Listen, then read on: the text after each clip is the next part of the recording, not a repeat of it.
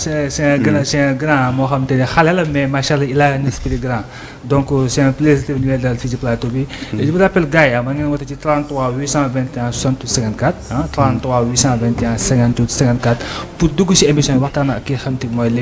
l'invité star. David da ngay bind tu écris. ku nga xam ne écriture dafa xaw a métti les gens d'or yow nga toog di xalaat mais dama wax benn chose nga ne ma. Pourquoi tu m'as conseillé que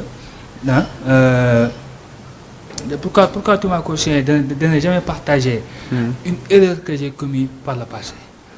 Ah, xam nga loolu déjà bi ma ko publié sur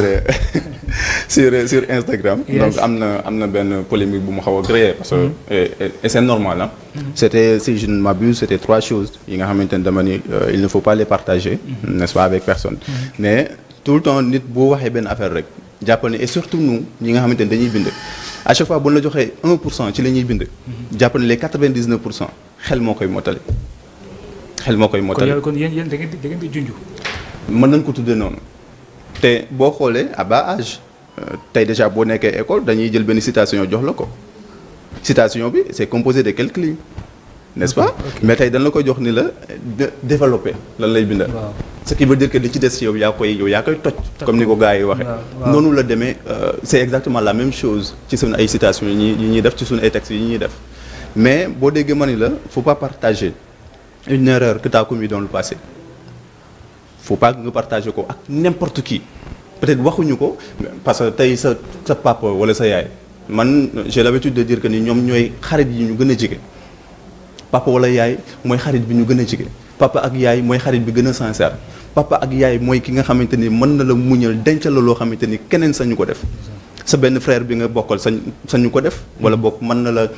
la dugal ci toox yi doonu du ci fekk sa papa du ci fekk sa yaay. Donc li nga mën a partager ak moom mu muñal la ko dencal la ko keneen du la ci fekk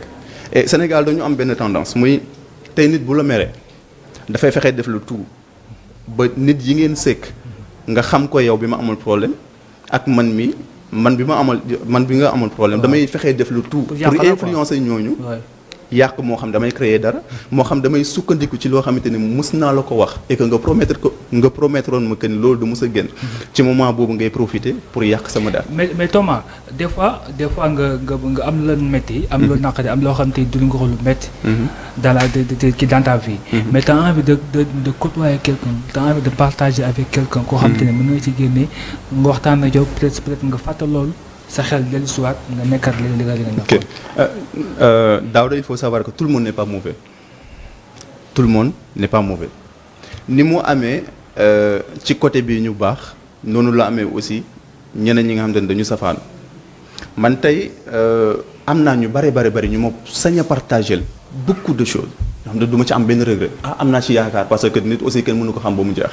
mais sànq samay biir wax dama la ko wax. Et c'est assez clair tey papa amul ku ko gën a sincère ci doomam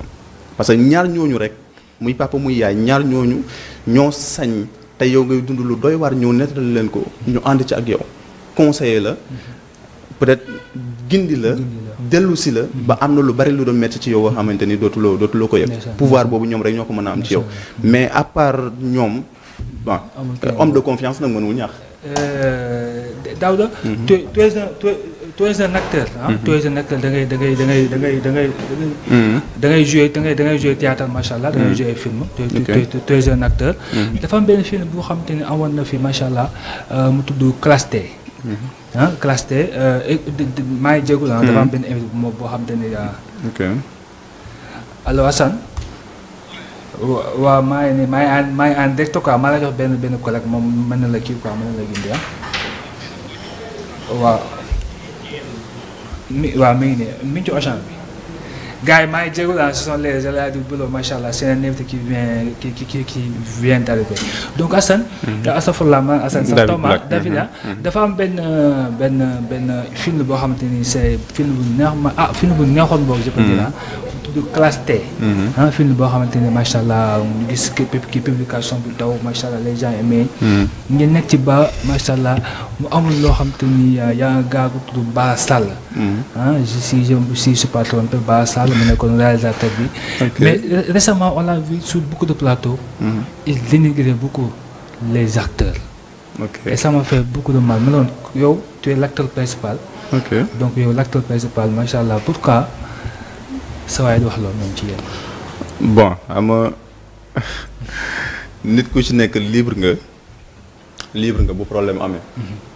ah du ma ne sax problème sa kenn ku ci nekk ak ni nga koy jëlee. ah kon y avait un problème. bon je sais pas. non bu ma sañoon sax loolu du ma ci dugg parce que kenn ku ci nekk ak ni ngay percevoir mbir bu dara xewee